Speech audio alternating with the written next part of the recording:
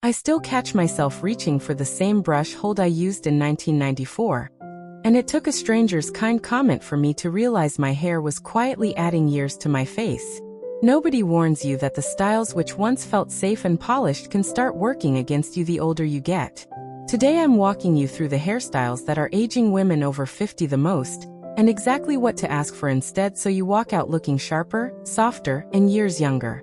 I spend my time researching the worst style and beauty mistakes and the best fixes for women over 50, so what you're getting here is tested, not guessed.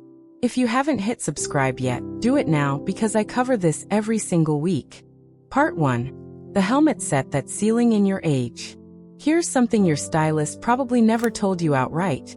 The tighter and more uniform your set is, the older it reads on camera and in person. It's not about the color or the length. It's about how much air is moving through it. A helmet set traps light instead of letting it play across your face. And that flatness is what people clock first, even before they notice a wrinkle. Most women land here by accident. You got a set that held up well for a big event once. Everyone complimented it, and you just kept asking for the same thing for years. Slowly the shape calcified. Rosalind told me she'd worn the identical rounded set for 11 years because it never let her down.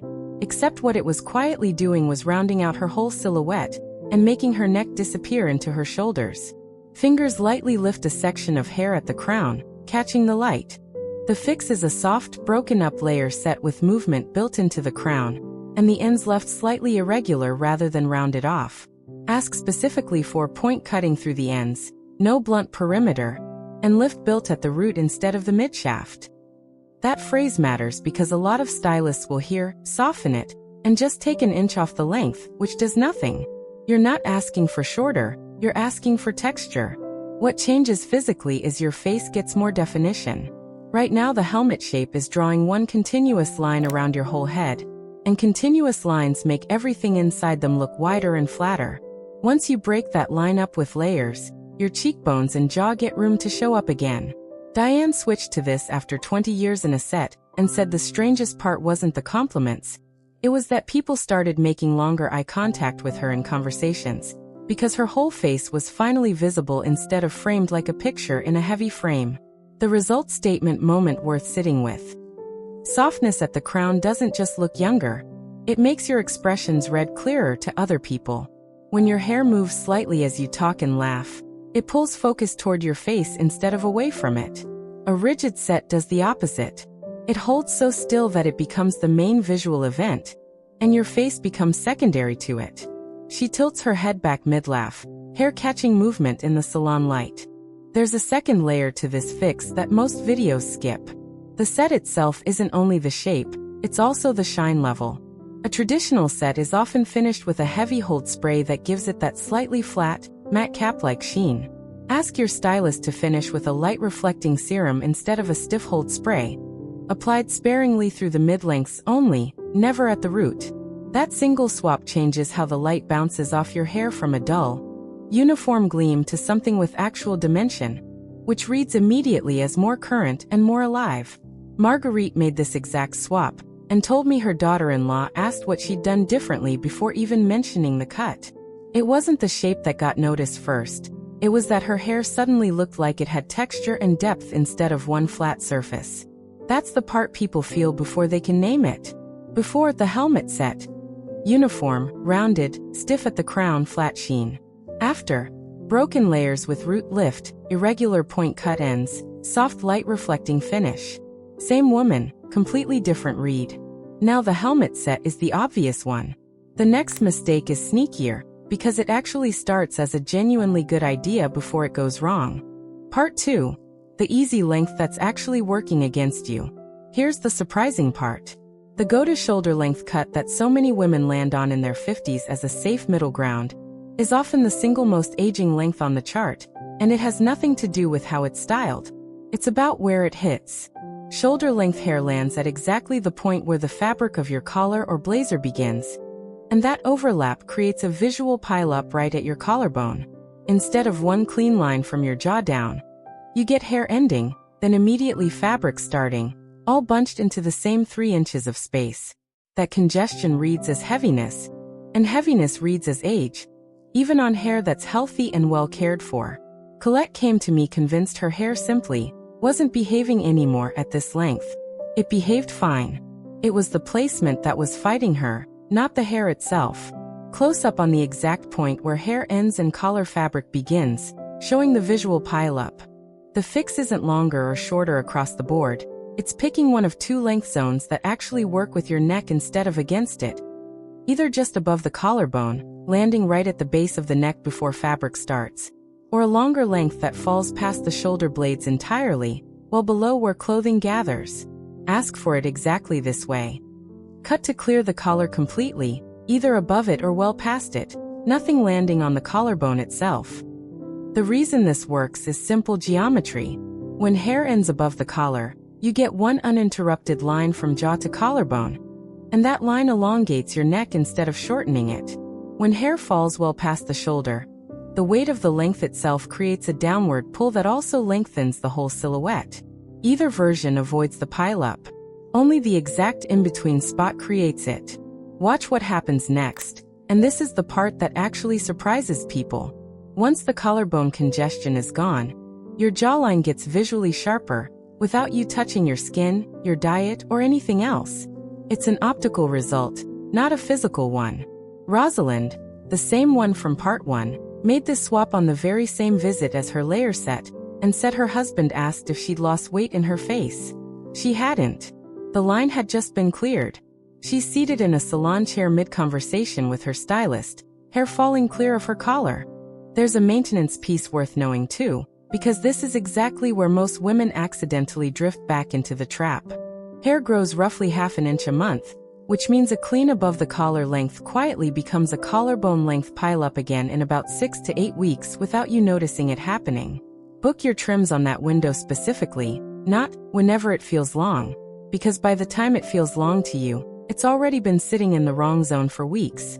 If you go with the longer, past the shoulder option instead, this isn't as urgent, since a few extra weeks of growth only adds to the length rather than dragging you back into the pileup zone. That's actually one more point in favor of the longer length if low maintenance matters to you. Marguerite chose the longer route for exactly that reason, and told me it's the first haircut in a decade she hasn't had to think about between salon visits. It just keeps looking right as it grows. Standing at a mirror mid-glance, hair falling in a clean line well past the shoulder. I want you to sit with this next one for a second, because it's the mistake I hear the most defensiveness about when I bring it up. Part 3. The color placement making you look tired, not the color itself. This one isn't about whether you color your hair or go gray. It's about where the color sits in relation to your face, and almost nobody thinks about it in those terms. Flat, single-process color applied uniformly from root to end does something specific under normal indoor lighting. It removes all the natural shadow and highlight variation your hair would otherwise have, which flattens your whole face by removing the frame around it. Your face doesn't exist in isolation. It exists inside the shape and tone of what's surrounding it, and flat color gives you a dull, uniform surrounding with nothing to catch the eye or add life. Diane had been getting the same single-process color for probably 15 years, always matching what I had. And what she actually had was one flat tone with zero dimension, sitting right next to a face that was working overtime to look lively on its own. Mid-conversation with her stylist, examining a swatch of flat, uniform hair color under salon light. The fix is adding face framing dimension specifically at the pieces closest to your cheeks and jaw, not an all-over highlight job. Ask for this precisely.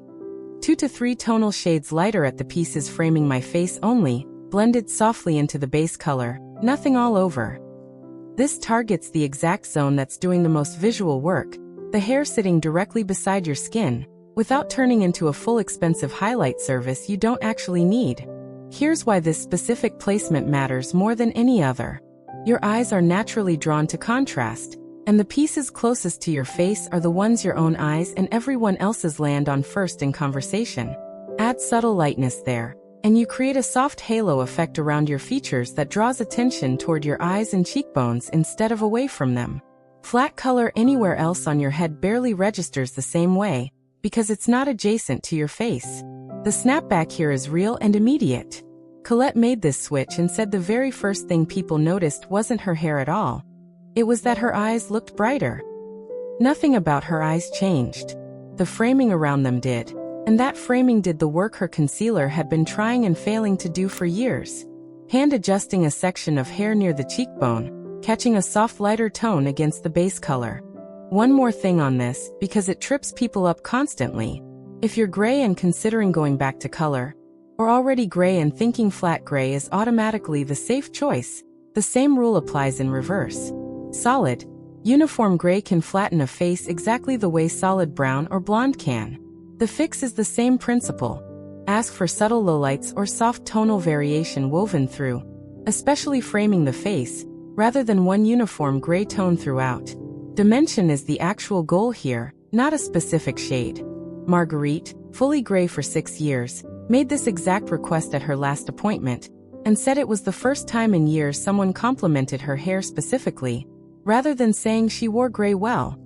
Which is a compliment that always felt a little like a consolation prize to her.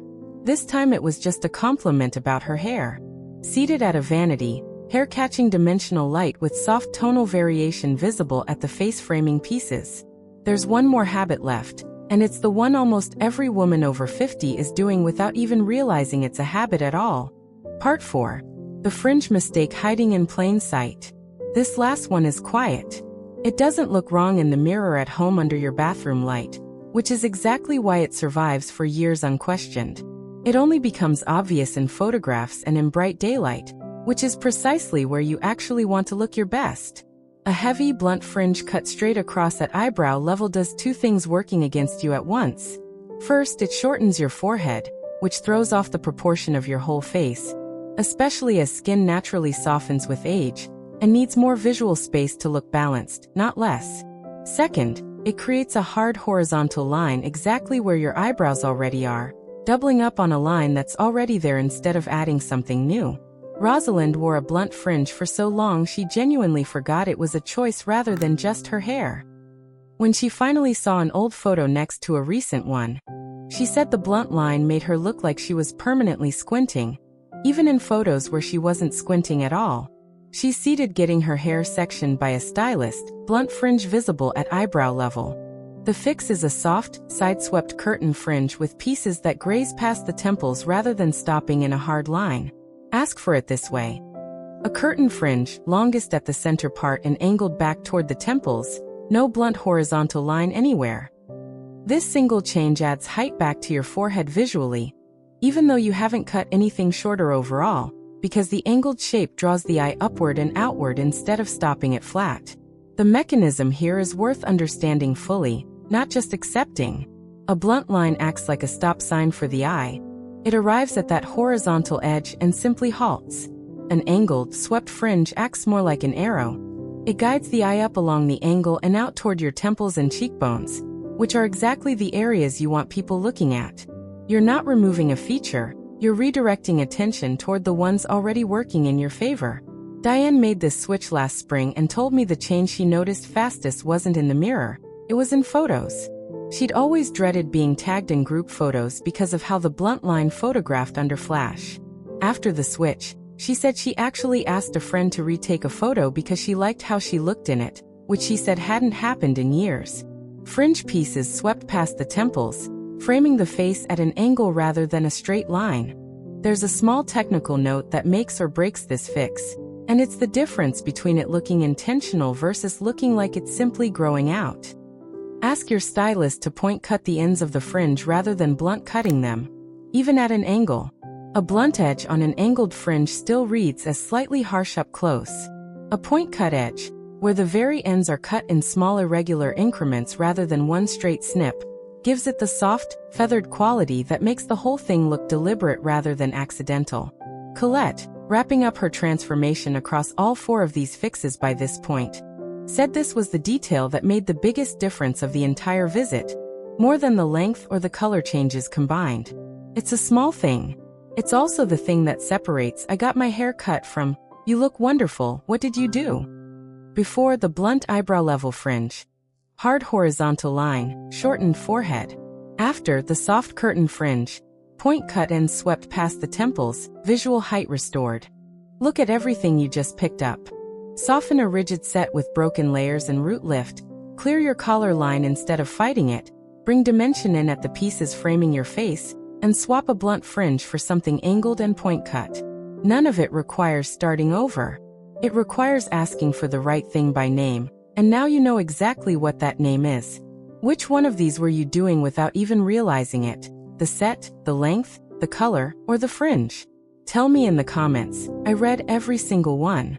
Next week I'm breaking down the clothing choices doing the exact same thing to your silhouette that these haircuts do to your face. Like this video, subscribe to Timeless Wisdom Path, and I'll see you in the next one.